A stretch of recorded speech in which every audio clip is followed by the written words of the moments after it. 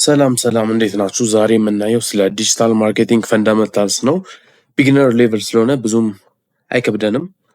እሺ የሞጁሉን ኦብጀክቲቭ ስናይ መጀመሪያ ስለ ማርኬቲንግ እና ዲጂታል ማርኬቲንግ እናያለን። በመቀጠል በሁለተኛ ደረጃ ስለ 4P ኦፍ ማርኬቲንግ ወይም ማርኬቲንግ ሚክስ የምንላቸው እናያለን።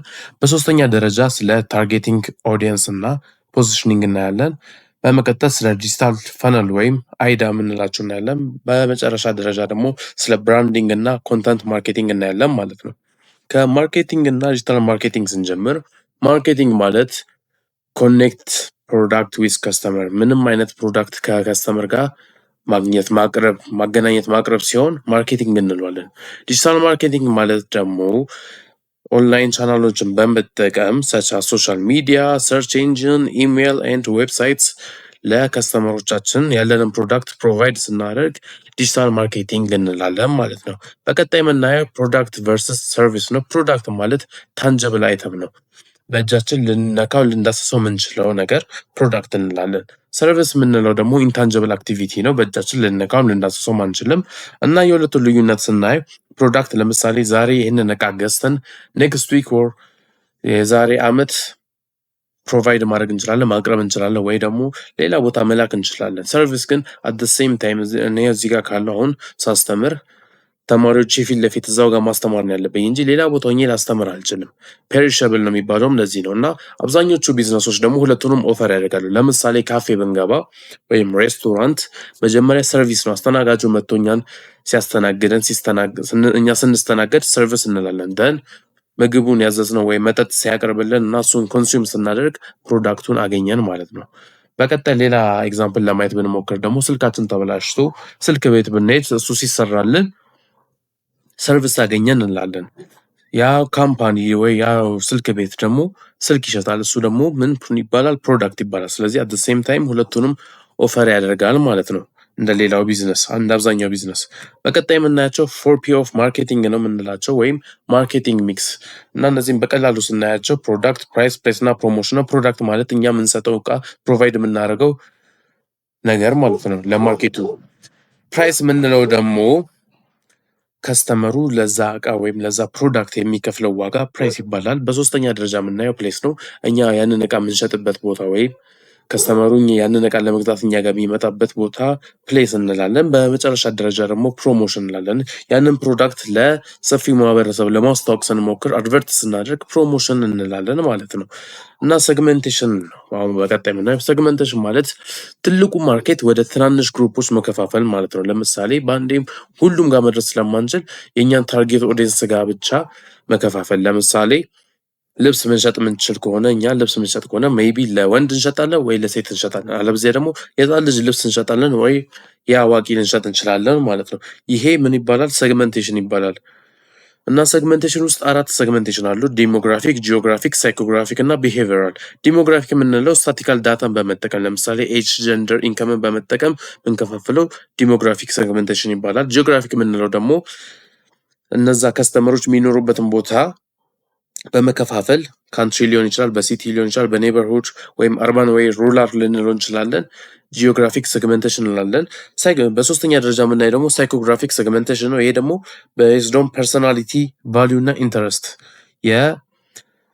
የተጠቃሚዎቹ ወይ ኮንሱመሮቹን ፐርሶናሊቲ፣ ቫሊዩ እና ኢንተረስት በመጠቀም ምንከፋፍለው ነው። ለምሳሌ ምናቸውን ላይፍ ስታይላቸው አለ፣ ሆቢያቸው አለ፣ ኦፒኒየናቸው አለ። ይህንን በመጠቀም የምንከፋፍለው ሳይኮግራፊክ ይባላል። የመጨረሻ ደግሞ ቢሄቪራል የምንለው ፒፕል እንዴት አክት እንደሚያደርጉ በምን ልናቅ እንችላለን? በባይንግ ሀቢት አለ፣ በብራንድ ሎያሊቲ እና በፕሮዳክት ዩዜጃቸው ልናቅ እንችላለን ማለት ነው። እና እነዚህ ናቸው ሴግመንቴሽኖቹ። በቀጣይ የምናየው ደግሞ ታርጌቲንግ እና ፖዚሽኒንግ ነው። ታርጌቲንግ ማለት ሞስት ሪሌቫንት ኦዲየንስ ፎር አወር ፕሮዳክት የሆነው ማለት ነው። አሁን ለምሳሌ እኛ ቡና ምንሸጥ ከሆነ ቡና ካፌ ካለን ካፌ የቡና ሱቅ ካለን ምንሸጥበት ለምሳሌ የት አካባቢ ቢሆን ያዋጣናል? ተማሪዎች በአብዛኛው ያሉበት ቦታ አለ፣ በዚያ ደግሞ ሰራተኞች ያሉበት ቦታ ማለት ነው። እነዚህ የምንላቸው ታርጌት ኦዲየንስ እንላቸዋለን ማለት ነው። ለእኛ ፕሮዳክት ሬሌቫንት የሆኑ ሰዎች ታርጌት ኦዲየንስ ይባላሉ። ፖዚሽኒንግ ማለት ደግሞ የእኛን ፕሮዳክት ሲያዩ ፐርሲቭ የሚያደርጉት በጭንቅላታቸው የሚስሉት ነገር ማለት ነው። ይሄ እንዴት how our brand perceived in our customers ሄድ ማለት ነው እና ኢንታንጅብል ነው አክቹሊ እኛ ልናውቀው አንችልም። እና ለምሳሌ የዚህ ምርጥ ኤግዛምፕል ናይኪ ነው። ናይኪ ልክ ስሙ ሲጠራ አብዛኛው ሰው የሚያስታውሰው የጫማ ብራንድ ነው። ስለዚህ ጫማ ነው ማለት ነው። ግን ናይኪ ጫማ ብቻ ያመርታል አይደለም። ጀስት ዱ የምትለው ራይት አለች። እሱን ነው ፐርሲቭ የሚያደርጉት እና ይሄ ፖዚሽኒንግ ይባላል። በቀጣይ የምንላቸው ደግሞ ዲጂታል ፈነል የምንላቸው ናቸው ወይም አይዳን እንላቸዋለን። 4 ናቸው። እነዚህም አዌርነስ፣ ኢንትረስት፣ ዲዛይር እና አክሽን። አዌርነስ ማለት the customer first learns that our brand exists የኛ ብራንድ ኤግዚስት እንደሚያደርግ ከስተመሩ መጀመሪያ ለርን ሲያደርግ ይሄ አዌርነስ እንላለን። በቀጣይ ደግሞ ከስተመሩ ስለኛ ሞር ማወቅ ሲፈልግ ኢንተረስት ሲያሳየን ይሄ የኢንተረስት ስቴጅ ነው።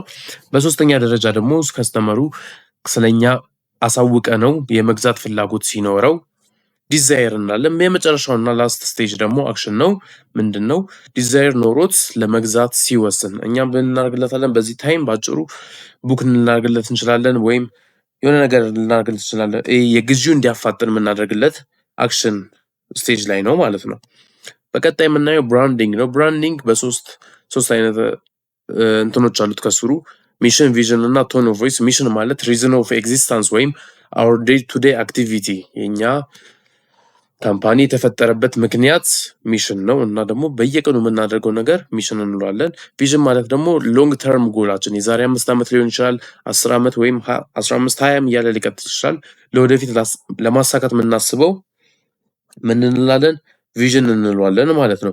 ሶስተኛው ደግሞ ቶን ኦፍ ቮይስ እንለዋለን። ቶን ኦፍ ቮይስ ማለት how we speak to our audience through our writing እኛ በጽሁፋችን እንዴት ኦዲየንሳችንን ልናወራ እንችላለን። ለምሳሌ ፍሬንድሊ እና ካዥዋል በሆነ አይነት ጽሁፍ ልናወራቸው እንችላለን። ፕሮፌሽናል በሆነ ወይ ፕሌይፉል በሆነ ወይ ስንጠቀም ቶን ኦፍ ቮይስ እንላለን ማለት ነው። ሌላኛው ምንድነው? ቪዥዋል አይደንቲቲ እና ቪዥዋል አይደንቲቲ ማለት ለኛ ብራንድ የሚያሳዩት ነገር ነው። ከለር ኢንፍሉዌንስ አወር ኢሞሽን ከለር የሰዎችን ስሜት ኢንፍሉዌንስ ያደርጋል። ለምሳሌ ቢጫን ብናይ ፍሬንድሊ መሆኑን ያሳያል። ቀይ ፓሽንን ያሳያል። ፐርፕል ሌክዠሪ መሆኑን፣ ብላክ ኦቶሪቲ ኖር ፓወርን ያሳያል። ግሪን ደግሞ ኔቸርን ያሳያል ማለት ነው። ቀጣይ የምናያቸው ደግሞ ሎጎ ታይፕ ናቸው። ሎጎ ታይፖች 4 ናቸው። አንደኛው ወርድ ማርክ የምንለው አለ።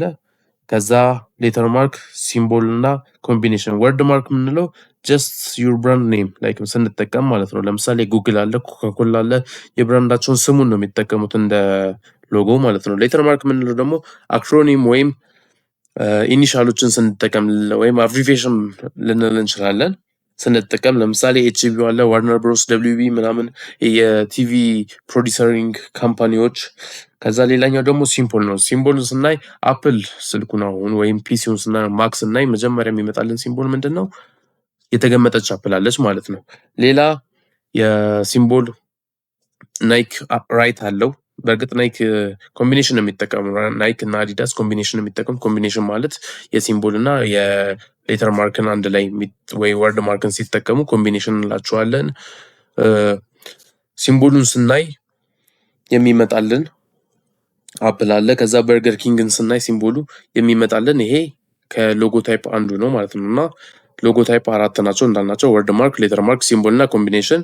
በቀጣይ የምናየው ደግሞ ኮንተንት ማርኬቲንግ ነው። መጀመሪያ ቫሊዩ መስጠት አለበት ለከስተመሮቻችን። ከዛ በኋላ ነው ሴል ማድረግ የምንችለው።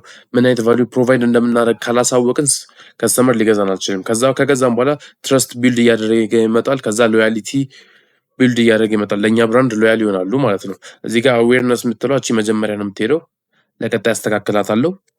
እና ሪቪው ለምናደርጋቸው ኪ ኮንሰፕቶች ስለ ማርኬቲንግ እና ዲጂታል ማርኬቲንግ አይተናል። ስለ 4P ኦፍ ማርኬቲንግ አይተናል። ስለ ሴግመንቴሽን፣ ታርጌቲንግ፣ ፖዚሽኒንግ አይተናል። ዲጂታል ፈነል አይተናል ወይም አይዳ የምንላቸው እና በመጨረሻ ስለ ብራንዲንግ እና ኮንተንት ማርኬቲንግ አይተናል። በቀጣይ በሰፊው እስከምንገናኝ አመሰግናለሁ። ቻው።